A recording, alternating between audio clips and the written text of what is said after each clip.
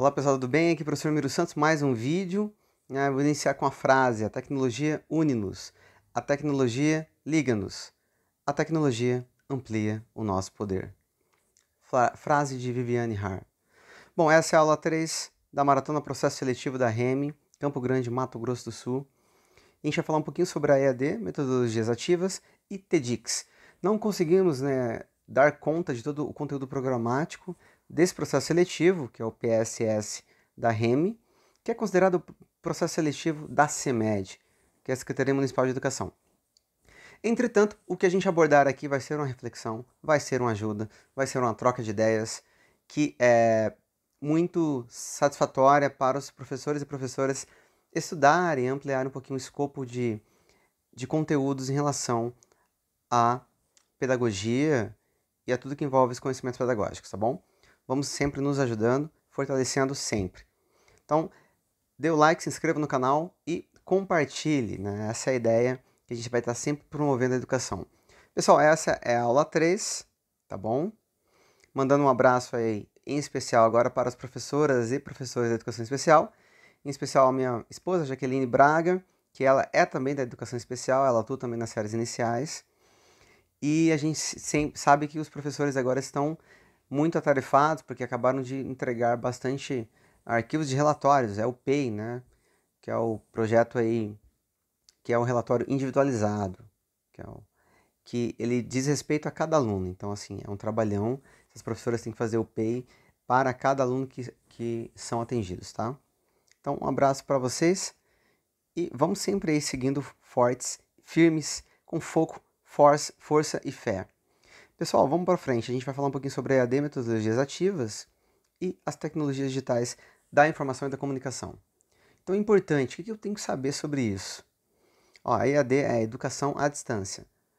Muito provavelmente a gente vai encontrar também ensino à distância. Então a gente tem essas duas frentes, né? Duas categorias, dois conceitos. Nesse vídeo não vou abrir para aprofundar as nuances de cada conceito. Entretanto, a gente pode considerá-la como educação à distância. TEDx, Tecnologias Digitais da Informação e Comunicação. No conteúdo programático digital está TICS, que é Tecnologias da Comunicação e da Informação. Tecnologia da Informação e da Comunicação. Entretanto, a sua atualização tem esse D, que esse D refere-se ao conteúdo digital, que é muito utilizado nos dias atuais. Então, a sigla agora é TEDx, Tecnologias Digitais da Informação e da Comunicação. Metodologias ativas são métodos, estratégias de ensino. Ensino híbrido. Basicamente, o ensino híbrido ele refere-se a um método de ensino na qual o professor, na sala de aula, ele tem outros arranjos para desenvolver o processo de ensino-aprendizagem. Então, de maneira resumida, a gente pode dizer o quê? Que é a mescla, que é a mistura entre a sala de aula comum, né, e o uso de tecnologias, que são essas tecnologias que estão lá em cima, tecnologias digitais da informação e comunicação. Então é a sala comum e o uso da internet, a sala comum e o uso aí de aulas que são assíncronas e tudo mais. Então vamos começar com o ensino híbrido. Muitas pessoas têm dúvida em relação a essas metodologias e a gente vai discutir um pouquinho. Pessoal, o que é ensino híbrido? O ensino híbrido compreende a mescla de aprendizado no formato presencial e online. Por quê? Porque o híbrido diz respeito a uma mistura, tá? Que é uma mescla. Mistura.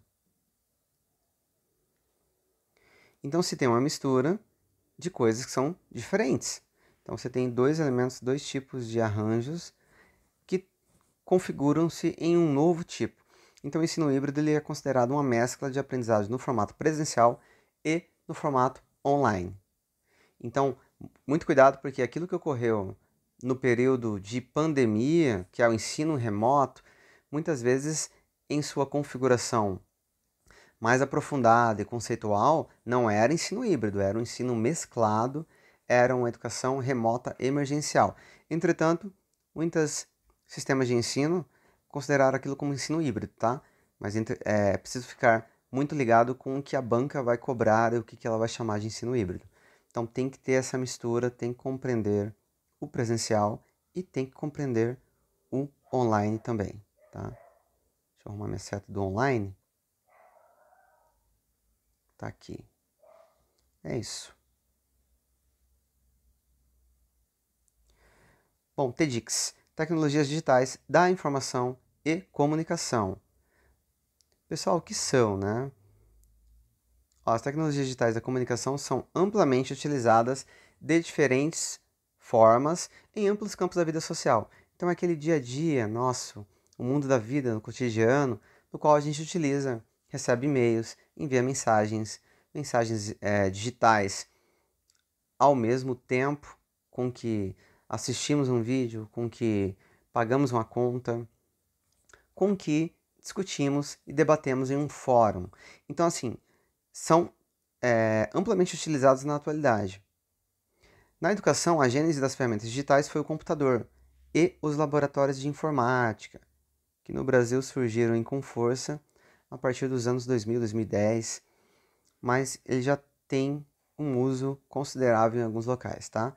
Então, inicia-se aí com os laboratórios de informática o uso da tecnologia digital de comunicação e informação. Então, a gente tem aqui nessa tabelinha, que acabou não aparecendo tudo de uma vez, MindMeister, né, diz respeito a fazer mapas conceituais. Canva, né, faz também estilos de gráficos, infográficos, mapas conceituais também, faz alguns arranjos de slides e tudo mais. Google Docs, são TEDx, são ferramentas de edição de texto, inclusive de maneira colaborativa, tá?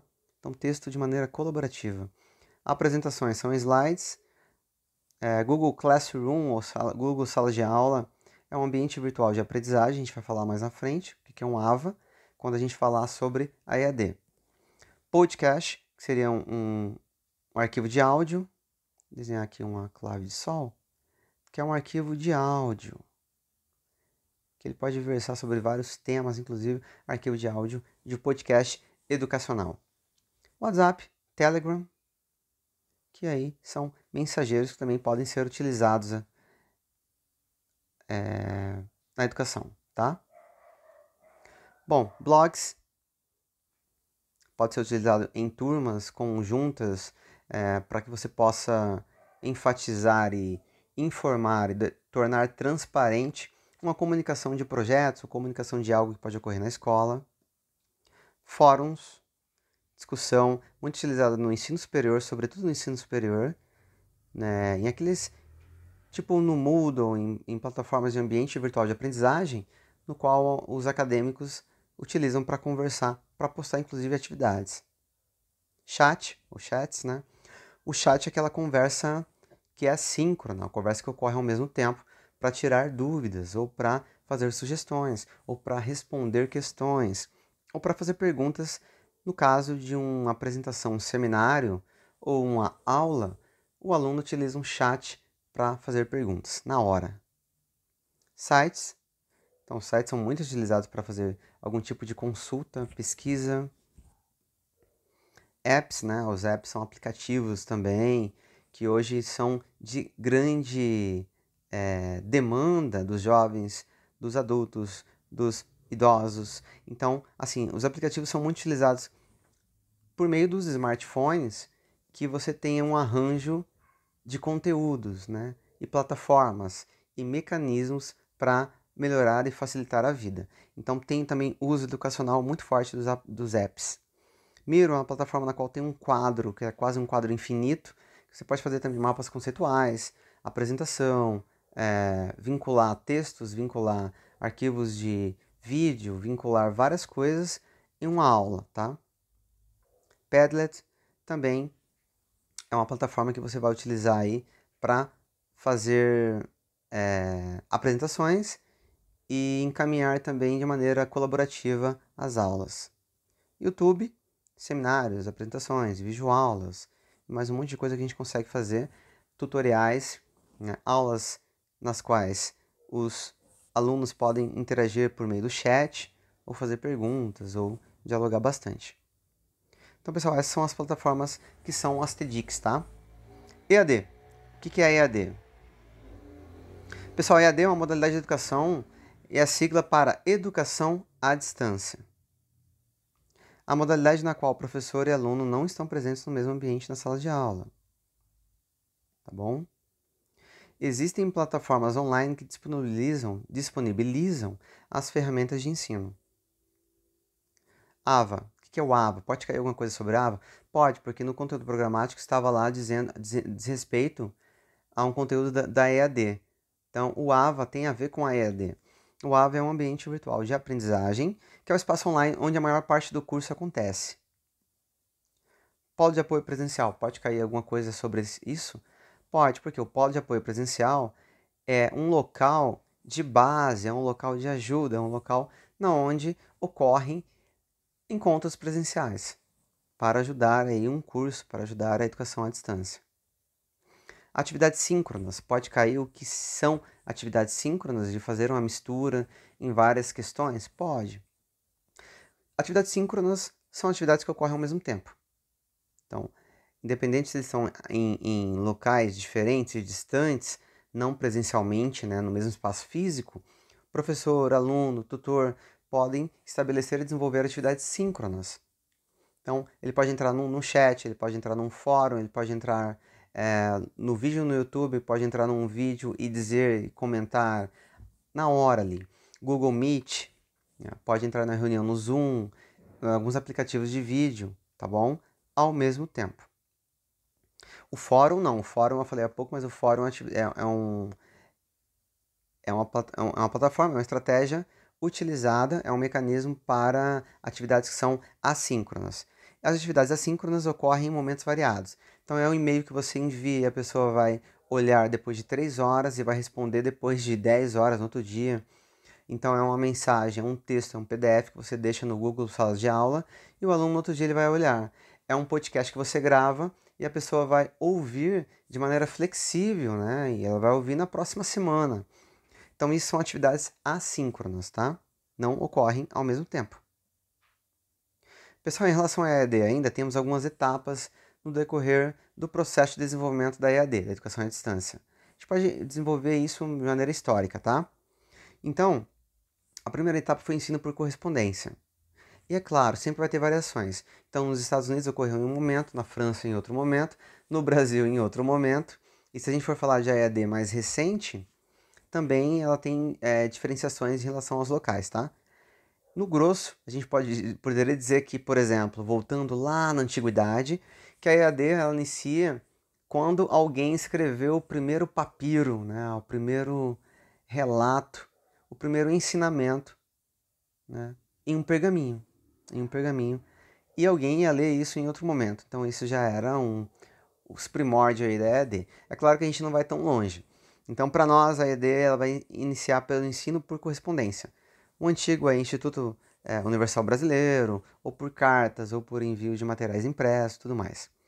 Bom, o segundo momento, segunda etapa, né, da EAD é o avanço da comunicação por meio da TV e do rádio. Então, por meio da TV e do rádio, conseguiu-se fazer e desenvolver a educação? Sim, sim. TEDx é o terceiro momento. Então, por meio das tecnologias digitais, por meio do avanço da internet, da troca dos ambientes virtuais de aprendizagem, a gente chega na etapa 3. Pode cair alguma coisa sobre isso? Pode. Pessoal, metodologias ativas, o que é? O que são, né? São metodologias de ensino que focam no aluno. Então, lembra aquelas tendências pedagógicas? Parece que a gente voltou à tendência que diz respeito ao foco no aluno, né?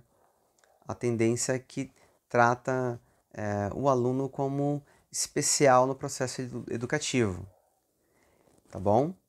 Então são a escola nova, escola novismo e tudo mais. Parece que está voltando. Então na metodologia ativa, o aluno, estudante, é a persona, que é a pessoa, é o sujeito principal e o grande responsável pelo processo de aprendizado. Há uma pirâmide de aprendizagem difundida por um autor, o Glasser, né, o William Glasser, pelos defensores da metodologia ativa, que ela vai retratar o seguinte, ó.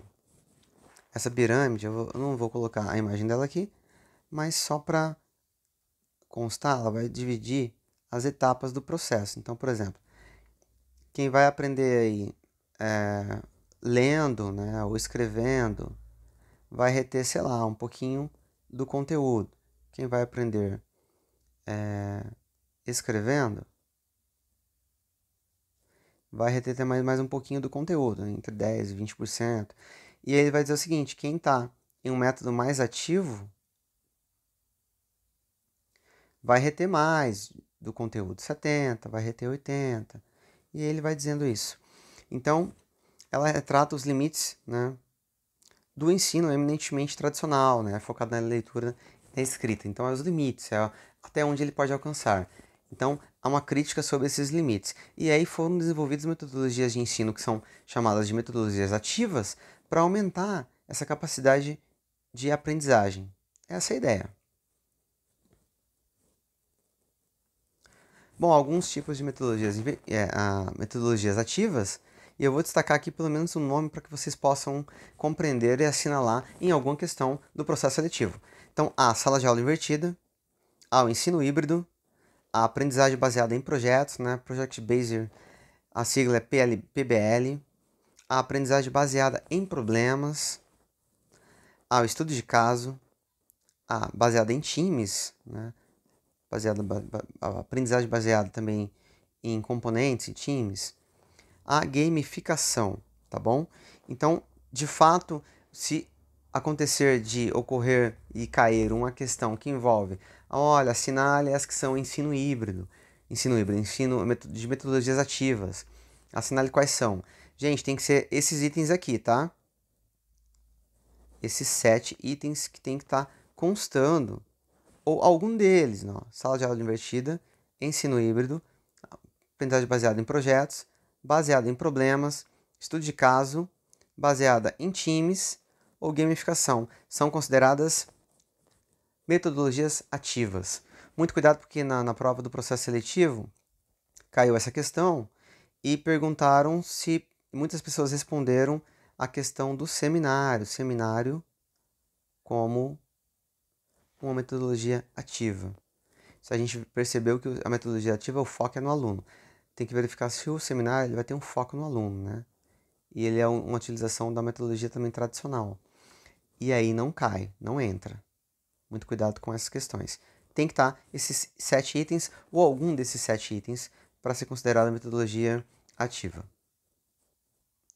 Bom, é isso, pessoal. Como eu falei, esse vídeo é mais curto, é mais um vídeo aí de revisão. É um vídeo de véspera. Façam uma leitura do conteúdo, tentem fazer algumas questões, se prepare que tudo vai dar certo. A gente sabe que o momento está muito confuso, muito conflitante, há um desgaste físico e intelectual, a questão de fechamento de encerramento de final de ano, a gente sabe que a coisa não está fácil. Então, respire, tente fazer um pouquinho ali, um pouquinho acolá, faça algumas leituras e fique sempre com força, foco, fé, coragem. E eu tô na torcida de verdade, tô na torcida para que a gente possa fazer um bom certame e que vocês consigam a aprovação, beleza? Com aulas aqui sempre gratuitas no canal Pensando Sociologicamente. Sempre pensando a sociedade, a educação e a complexidade do real. Valeu, pessoal, um abração, tamo junto!